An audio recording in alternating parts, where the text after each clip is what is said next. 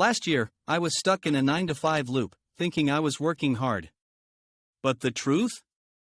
I was just busy wasting time on low-impact tasks that didn't move my life forward.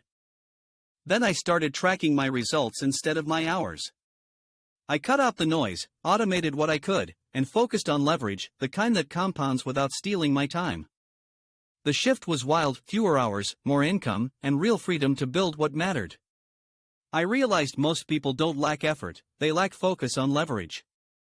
So, ask yourself, are you growing, or just grinding?